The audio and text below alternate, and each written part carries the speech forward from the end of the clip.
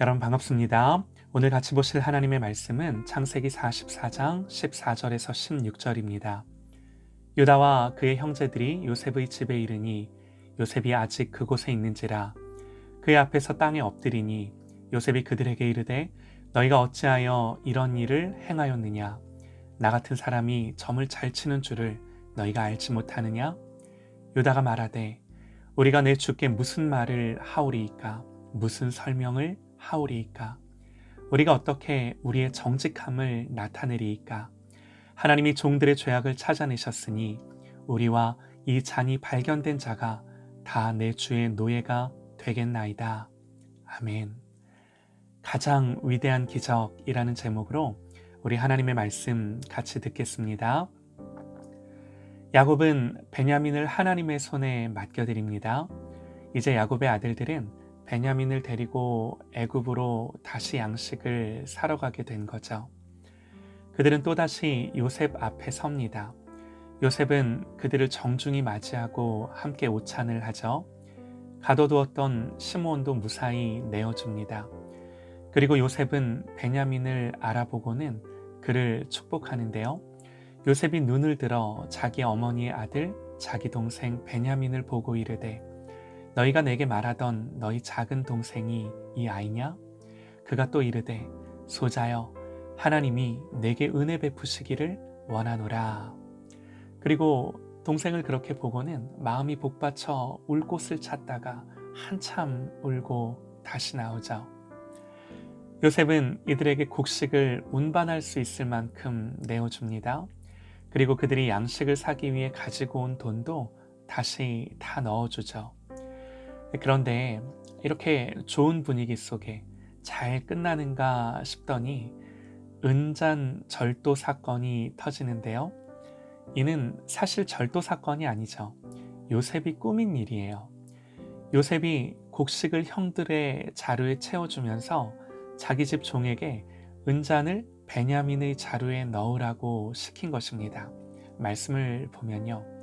요셉이 그의 집 청지기에게 명하여 이르되 양식을 각자의 자루에 운반할 수 있을 만큼 채우고 각자의 돈을 그 자루에 넣고 또 내 잔, 곧 은잔을 그 청년의 자루 아귀에 넣고 그 양식값 돈도 함께 넣으라 하매 그가 요셉의 명령대로 하고 그러니까 요셉이 모두 시킨 일이에요. 지난번에도 요셉은 형들을 곤란에 빠뜨렸죠. 형들을 정탐꾼으로 몰아가 시므온을 가둬놓고 베냐민을 데리고 오기 전까지는 풀어주지 않겠다 그러죠. 그래서 오늘 베냐민을 데리고 온 거예요. 베냐민이 왔는데 베냐민의 자루에 또 몰래 은잔을 넣어둡니다. 여러분 이런 의도가 무엇이겠습니까? 형들에게 복수하는 걸까요? 니들도 당해봐라 그러면서 짓궂은 장난을 치는 건가요? 요셉이 왜 자신의 정체를 드러내지 않고 이상한 음모를 꾸며서 형제들을 곤경에 빠뜨리고 있는가? 여러분 그냥 표면적으로 보면요 요셉의 복수처럼 보여질 수도 있습니다. 그러나 칼빈이 주석한 것처럼 요셉은 하나님의 주권 아래 지금 자신을 드러내고자 하는 마음을 억제하면서 성령의 지혜로 형들의 문제를 다루고 테스트하고 있는 거죠. 무슨 말인가? 요셉은요 확인하고 싶었어요. 나를 팔았던 형들, 내가 살려달라고 애원할 때 나를 모른 척했던 형들, 20년도 지난 일이지만 여러분 요셉이 그 일을 잊을 수 있을까요? 아직도 자기를 미워하며 죽이려 했던 그때 그 형들의 눈빛이 선합니다. 이런 아픔과 상처는 쉽게 없어지는 게 아니죠. 요셉은 처음에는 시므온을 곤경에 빠뜨리고 그리고 이번에는 베냐민을 일부러 곤경에 빠뜨립니다. 그런데 중요한 건요. 이때 형들의 반응을 보고자 합니다. 예전처럼 요셉을 버렸을 때처럼 나 살자고 자기 형제를 버려둘 것인가? 요셉은 확인하고 싶었어요. 형들의 사랑과 우애를 보고 싶었습니다. 왜요? 다시금 그 사랑을 확인해야 상처가 덧나지 않고 아무는 거죠. 요셉의 상처는요, 형들에게 복수한다고 사라지는 것이 아닙니다. 나도 내 가족들에게, 내 형들에게 사랑받는 동생인 것이 확인될 때, 그때 그 상처가 그제서야 씻겨지는 거죠. 그래서 여러분, 이는 형들에 대한 요셉의 테스트이기도 하지만 또 한편으로는요, 요셉을 향한 하나님의 배려예요. 여러분, 요셉의 버림받은 아픔과 상처가 어떻게 다시 치유될 수 있나요? 물론 요셉은 형들이 자기에게 절하는 것을 보면서 이 모든 것이 하나님이 하신 일임을 깨닫습니다. 그런데 하나님은 이걸 요셉에게 알게 하시는 걸로만 끝나시는 것이 아니라 정말로 요셉의 상처를 깊이 만지시고 다루시기를 원하시는 거예요. 형들이 지난 날의 잘못을 후회하고 회개하며 더 이상 그 잘못을 반복하지 않고 이제는 그때와는 달리 고난받는 자기 형제를 챙기고 감싸며 자기를 희생하는 모습 속에 형들의 사랑을 느끼게 하므로 하나님은 요셉의 상처를 만지시고 다루시고자 하는 거죠. 우리는 말씀을 통해 이 하나님의 일하심을 보는 것입니다. 요셉은 몰래 베냐민의 자루에 은잔을 넣고 기다렸다는 듯이 아침에 형들의 일행을 쫓아갑니다. 그리고 베냐민의 자루에서 은잔을 찾아내죠. 그들이 성읍에 나가 멀리 가기 전에 요셉이 청지기에게 이르되 일어나 그 사람들의 뒤를 따라가서 그들에게 이르기를 너희가 어찌하여 선을 악으로 갚느냐 이것은 내 주인이 가지고 마시며 늘 점치는 데 쓰는 것이 아니냐 너희가 이같이 하니 악하도다 하라. 청지기가 그들을 따라가서 그대로 말하니 그들이 그에게 대답하되 내 주여 어찌 이렇게 말씀하시나이까 당신의 종들이 이런 일을 결단코 아니하나이다. 우리 자루에 있던 돈도 우리가 가나안 땅에서부터 당신에게로 가져왔거늘 우리가 어찌 당신의 주인의 집에서 은금을 도둑질하리이까. 당신의 종들 중 누구에게서 발견되든지 그는 죽을 것이요 우리는 내 주의 종들이 되리이다. 그래서 이제 짐검사가 시작이 되는데요. 그들이 각각 급히 자루를 땅에 내려놓고 자루를 각기 푸니 그가 나이 많은 자에게서부터 시작하여 나이 적은 자에게까지 조사하매 그 잔이 베냐민의 자루에서 발견된지라. 하늘이 무너지는 거죠. 청천벽력입니다. 이들은 모두 다시 요셉 앞으로 끌려옵니다. 오늘 우리가 읽은 말씀은요. 그렇게 요셉 앞으로 다시 끌려와 그 형들이 하는 말이에요. 요셉이 그러죠. 어찌하여 선을 악으로 갚느냐. 어찌하여 너희가 내 은잔을 훔쳤느냐. 이런 요셉의 말에 유다가 말하는 거죠. 유다가 말하되 우리가 내 주께 무슨 말을 하오리이까? 무슨 설명을 하오리이까? 우리가 어떻게 우리의 정직함을 나타내리이까? 하나님이 종들의 죄악을 찾아내셨으니 우리와 이 잔이 발견된 자가 다 내 주의 노예가 되겠나이다. 유다의 말을 주목하시죠. 하나님이 종들의 죄악을 찾아내셨으니. 여러분 보세요. 이들에게 이런 죄에 대한 자각은 이제껏 없었습니다. 양심의 가책이나 후회는 있었어도 하나님이 자기들의 죄를 아시고 심판하신다는 것을 깊이 깨닫는 일은 지금까지 없었던 거죠. 그러나 이제 이 고난으로 말미암아 하나님 앞에 그 어떤 죄도 숨길 수 없음을 아는 거죠. 그러면서 우리가 다 당신의 종이 되겠나이다 말합니다. 그러나 요셉은 아니다. 이 은잔이 발견된 그 사람만 내 종이 될 것이다. 그러죠. 이제부터가 중요합니다.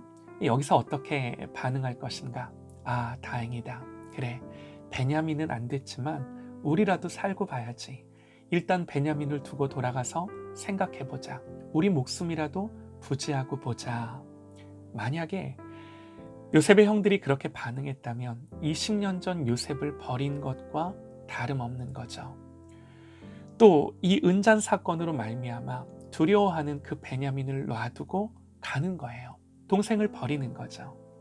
그러나 이번에는 달랐습니다. 유다가 말하죠. 유다가 그에게 가까이 가서 이르되 내 주여 원하건대 당신의 종에게 내 주의 귀에 한 말씀을 아뢰게 하소서. 주의 종에게 노하지 마소서. 주는 바로와 같으심이니이다. 그러면서 자기들에게는 노년의 아버지가 있고 그 아버지는 요셉을 잃고 그의 피부치인 베냐민을 아끼고 사랑하는데 지금 우리가 베냐민을 데리고 아버지에게로 돌아가지 않으면 아버지가 슬퍼하며 어찌 될지 모릅니다. 우리 아버지가 돌아가실지도 모릅니다. 그러면서 뭐라고 말해요? 이제 주의 종으로 그 아이를 대신하여 머물러 있어 내 주의 종이 되게 하시고, 유다의 말입니다. 내가 그 아이를 대신하여 당신의 종이 되겠습니다 말하는 거예요. 그 아이는 그의 형제들과 함께 올려보내소서. 그 아이가 나와 함께 가지 아니하면 내가 어찌 내 아버지에게로 올라갈 수 있으리이까. 두렵건대 제 해가 내 아버지에게 미침을 보리이다. 여기서 요셉이 무너집니다. 그동안 절제하고 억제했던 감정을 추스르지 못하고 통곡하죠. 사랑하는 여러분, 이 드라마와 같은 이야기 속에 우리는 무엇을 보나요? 이 형제들 안에 있는 갈등과 미움과 증오가 여러분 이게 해결될 수 있는 그런 게 아니지 않나요? 모르겠어요. 표면적으로는 화해하고 다 지난 일이니 잊자, 그럴 수는 있었겠죠. 그러나 진정으로 마음의 상처와 아픔이 아물고 다시 형제의 우애와 사랑으로 회복된다는 것은 불가능한 일입니다. 그런데 하나님이 지금 그 일을 하신 거예요. 누구도 생각지 못했고 누구도 예상치 못한 방법으로 하나님이 그 모든 문제와 아픔과 상처를 풀어 가신 것입니다. 요셉이 그렇게 말하는 형들을 봅니다. 그러면서 요셉이 시종하는 자들 앞에서 그 정을 억제하지 못하여 소리질러 요셉이 큰 소리로 우니, 요셉이 그 형들에게 이르되 나는 요셉이라. 내 아버지께서 아직 살아계시니까. 형들이 그 앞에서 놀라서 대답하지 못하더라. 요셉이 형들에게 이르되 내게로 가까이 오소서. 그들이 가까이 가니 이르되 나는 당신들의 아우 요셉이니 당신들이 애굽의 판자라. 당신들이 나를 이곳에 팔았다고 해서 근심하지 마소서. 한탄하지 마소서. 하나님이 생명을 구원하시려고 나를 당신들보다 먼저 보내셨나이다. 사랑하는 여러분, 이런 말이 어떻게 가능한가요? 이런 용서와 품는 사랑이 어떻게 가능한가요? 하나님이 하신 일이세요. 예수 믿는 우리의 가정과 우리의 모든 관계에서 이 승리의 감격을, 이 은혜를 경험하는 저와 여러분 되시기를 간절히 소망합니다. 감사한 건요, 하나님이 요셉에게 야, 너 형들 용서해. 그냥 그렇게만 말씀하셨다면 요셉이 용서는 하겠죠. 하나님이 하라니까 하겠죠. 그러나 마음 한켠에 그 맺힌 한과 아픔을 어찌합니까? 요셉이라고 어찌합니까?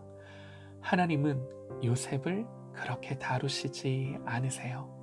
먼저 요셉의 눈에서 눈물을 씻기시고 하나님의 크신 계획을 알게 하셔서 요셉으로 형들을 품을 수 있는 그릇이 되게 하십니다. 그런 은혜를 요셉에게 주세요. 그리고 요셉뿐만 아니라 형들을 만지시고 다루시고 죄를 자각하게 하시고 회개하게 하십니다. 이것이 하나님의 택한 가정, 하나님의 택한 인생인 것입니다. 여러분, 이것보다 더 사모할 게 뭔가요? 사랑하는 여러분, 하나님이 하시는 것입니다. 이 하나님을 더 사랑하고 의지하고 예배하며 온전히 바라는 저와 여러분 되시기를 주님의 이름으로 축원합니다.